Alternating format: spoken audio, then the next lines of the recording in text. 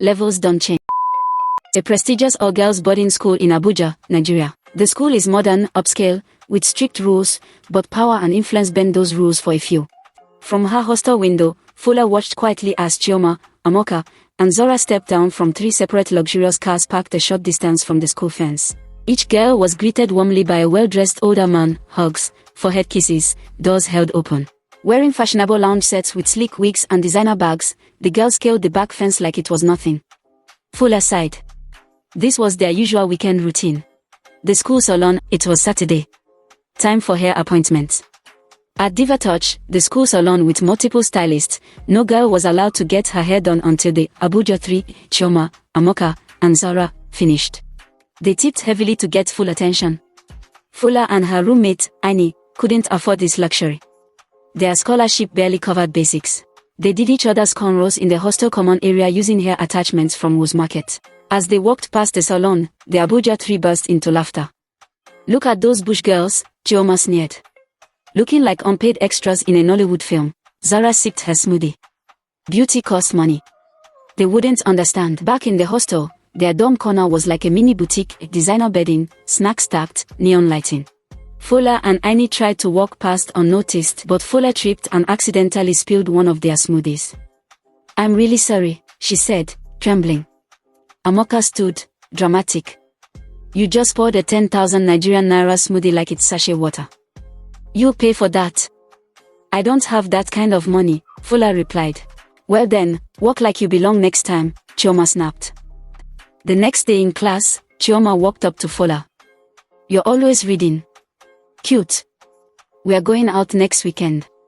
If you come, you might just be accepted as one of us. You want to belong, don't you? Fuller hesitated, remembering her mother's words, stay focused. No boys.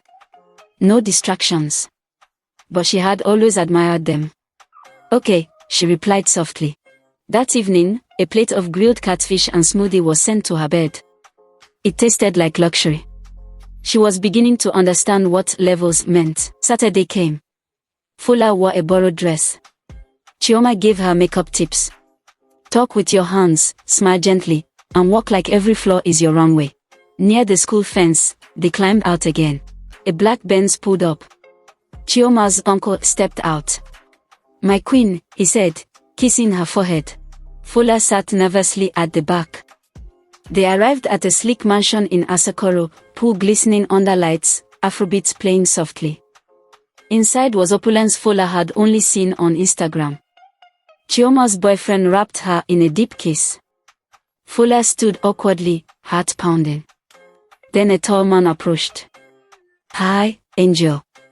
I'm Ken. What's your name? Fuller, she answered. You're beautiful. Come sit, he said, patting the leather sofa. Later, her new friends teased her. No drink. Holy girl. Chioma laughed. You're now a big girl, act like it. Ken handed her an iPhone. You like it? It's yours. And some money too. Call me anytime. Fuller felt special. She had never touched an iPhone before. From that moment on, she started sneaking out every Saturday. Ken showered her with gifts and sweet talk. But one night, as he tried to touch her, she resisted. My mom warned me. Ken's smile disappeared. Return everything I gave you. She stood stunned. Fuller began to change, grades dropped, body always weak. She had gotten pregnant multiple times, and her friends showed her how to secretly flush it out with pills. But this time, the pregnancy wouldn't go.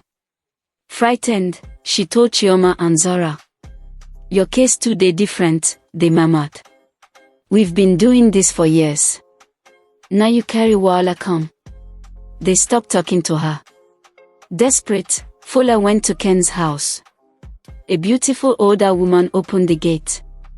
I'm looking for Ken, she stammered.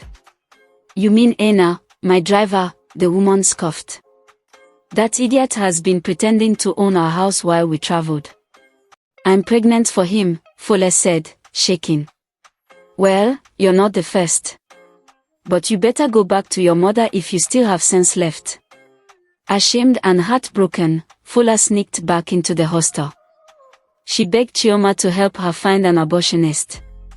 He's our last resort, but he's not a real doctor, Chioma warned. At the backstreet clinic, the man shook his head. You're 4 months gone. This is dangerous. They pleaded. He did it anyway. That night, as they snuck back in, Fola collapsed near the hostel gate, bleeding badly. Alarm was raised. She was rushed to the hospital. Her parents were called. But it was too late. Fola died on the operating table. Moral lesson. Not every glamorous life is worth it. Not all friends are good influences. Listen to your parents while you still can. And when you fall, return to them before it's too late.